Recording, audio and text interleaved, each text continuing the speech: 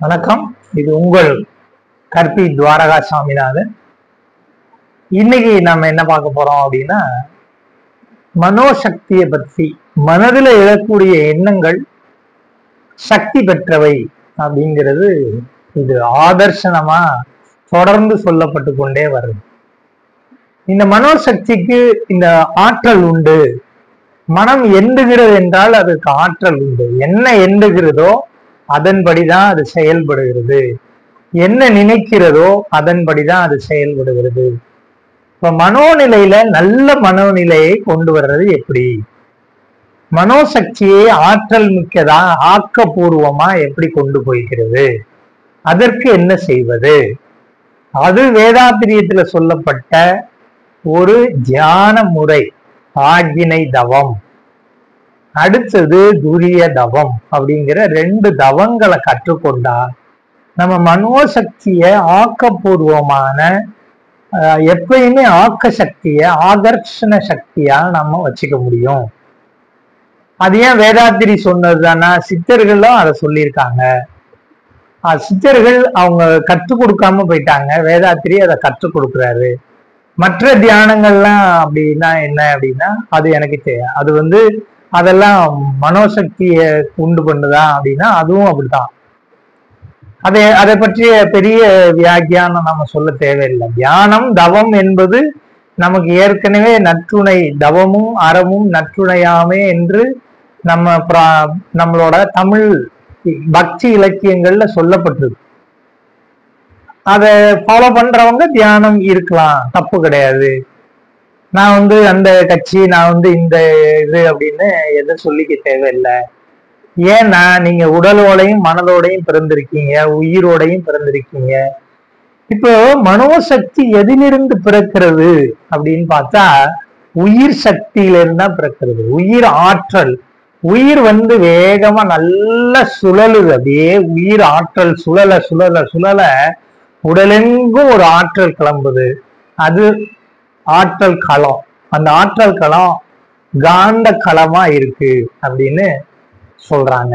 அந்த காந்த களம் தான் மூளையிலையும் ஒரு புலன்கள் வழியாகவும் செயல்படும் போது அது மனமாக எண்ணுகிறது, தணிக்கிறது. இது நம்ம ஏற்கனவே பார்த்தோம்.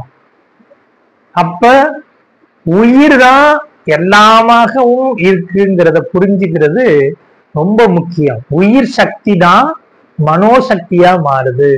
மனோசக்தி தான் என்ன சக்தியா மாறுது. அததான் நம்ம பிராணனை வாங்காதன்னு சொல்லாடல்ல இருந்து புரிஞ்சுக்க முடியும். என் பிராணனை வாங்குறிய, என் உசுரை வாங்குற வந்திருக்கே அப்படின்னா என்ன அர்த்தம்? நம்மளை சிதைக்க வந்த ஏதோ ஒரு எண்ணம், மனநிலை, நடத்தைகள் அப்படின்னு சொல்றோம். அப்போ இதுக்கெல்லாம் மூலமா இருக்கிற அந்த எண்ணமும் அந்த மனதையும் புரிந்து கொள்வதில்தான் எல்லா விஷயமும் இருக்கு. மனதை கையாளுவதில் தான் எல்லா விஷயமும் இருக்கு. மனோசக்தியை கையாள்வதில் தான் எல்லாம். மனோசக்தியை புரிஞ்சு கொள்றது. மனோசக்திக்கு ஈர்ப்பு சக்தி இருக்கு.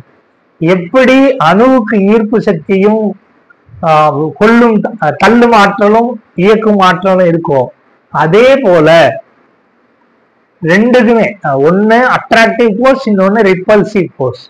அதே மாதிரி எண்ணத்திற்கும் இருக்கு, மனதிற்கும் இருக்கு. இதை எப்படி புரிஞ்சுக்கிறதுங்கிறதுலதான் நீங்க தவம் மேற்கொள்ளணும். மன அலைச்சூழலை குறைக்கணும். அலைச்சூழலை குறைக்கும் போது மனோசக்திகள் புரிகின்றன. மனதில் எழக்கூடிய எண்ணங்கள் எவ்வளவு இருக்கு. என்ன வண்டவாளம் தண்டவாளம்னு சொல்லுவோம். உங்க வண்டவாளம் தெரியாதா? வண்டல் வளம் அப்படின்னு சொல்லுவாங்க. உங்க வண்டல் வளம்னா என்ன? உங்க வேண்டல் வளம் அப்படின்னு. அதாவது வேண்டல் வளம்னா உங்க எண்ணத்துல எழக்கூடிய வளம் எப்படி இருக்கு, உங்க வேண்டுதல் எப்படி இருக்கு, உங்க மனதில் எழக்கூடிய எண்ணங்கள் எப்படி இருக்கு. இப்ப மனதில் விளையக்கூடிய எண்ணங்கள் தான் ஆகர்ஷண சக்தியா மாறுது. எண்ணத்திற்கும் ஆற்றல் உண்டு. எண்ணம் சக்தியாக மாறுகிறது. எண்ணம் ஈர்க்கிறது, எண்ணம் தள்ளுகிறது. உங்களுக்கு வெறுப்பான எண்ணங்கள் மகிழ்ச்சி இல்லாத எண்ணங்கள் ஆனந்தம் இல்லாத எண்ணங்கள், ஒரே வெறுப்பு பொறாமை இப்படி இருந்ததுன்னா ஆட்களை வெளியில தள்ளிரும். நீங்க அன்பா இருக்கிறீங்க, எண்ணங்கள்ல நீங்க சேகரிக்கிற ஈர்ப்பு சக்தியை இழுக்கிறீங்கன்னா உங்கள்கிட்ட நிறைய பேர் பழகுவாங்க, பேசுவாங்க. அது உங்க எண்ணத்தை பொறுத்துதான், உங்க மனதை பொறுத்துதான். அப்ப மனோசக்தியையும் எண்ண சக்தியையும் புரிந்து கொள்வது மிக மிக மிக மிக அவசியம். அதற்கு நீங்க வேதாத்திரியத்தை பழகுவது ஓரளவுக்கு உங்களுக்கு நான் வேண்டி கேட்டுக்கொள்வது. நன்றி, வணக்கம்.